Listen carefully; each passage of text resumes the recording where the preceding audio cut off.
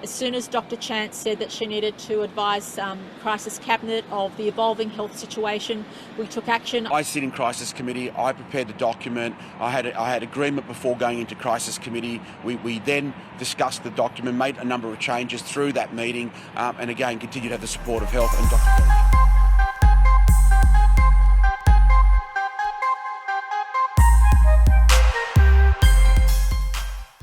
Crisis Cabinet is the powerful decision-making group that has been handpicked by the Premier.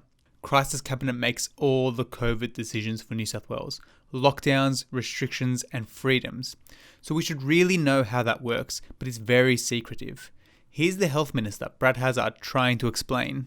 The process, and I think, again, I appreciate that it's complex, but, for example, Cabinet, and this is a subcommittee of Cabinet, takes advice from a whole range of sources before our Cabinet makes decisions. And the community would expect that a responsible government would do that. In the case of the Crisis Cabinet, the Crisis COVID Cabinet, we also take advice from a range of sources. So who's actually in Crisis Cabinet? Who's responsible for all the decisions? I couldn't find a definitive list published anywhere. 3 different media articles had different combinations, but I've managed to combine it into the 8 members. The first few are obvious. We see them at the press conferences all the time. The Premier, Gladys Berejiklian. Deputy Premier, John Barilaro. The Treasurer, Dominic Perrottet. And the Health Minister, Brad Hazzard. And then you've got, to a lesser extent, Customer Service Minister, Victor Dominello. But after that, it gets a bit vague.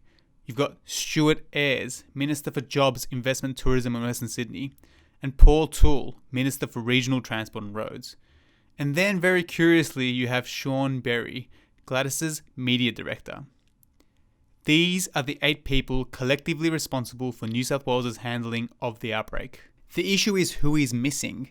At a time when Parliament is not sitting, there are a number of ministers who are not at the decision-making table. They just weren't invited. Now, as a side note, I'm going to run through a few more ministers, and you may not know many of them. But what's more important is the portfolios they manage. These are areas that are highly relevant, and they should have been part of the process. You have the Education Minister, a pretty important stakeholder in lockdowns. The Transport, Roads and Planning Ministers, who weren't at the table when the construction sector was shut down. And the Attorney General. These 4 ministers were added into the Crisis Cabinet at the last minute, at the end of August, over 2 months after the outbreak began. But others remain missing altogether. Ministers with pretty relevant and important sounding portfolios.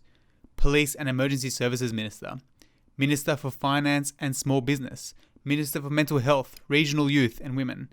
Minister for Families, Communities and Disability Services. If we aren't expecting the whole of government to be involved in the decision making in times of crisis, then why do we even have these ministers at all? Why are taxpayers funding the extra $150,000 a year salary that these ministers get over the regular parliamentary members? Now, Crisis Cabinet isn't unique to New South Wales. It took me 5 seconds to find that in early 2020, when Daniel Andrews set up a similar Crisis Cabinet structure in Victoria, he released a public press release outlining exactly who was part of it, what their roles were, and how it will function. No such luck from New South Wales.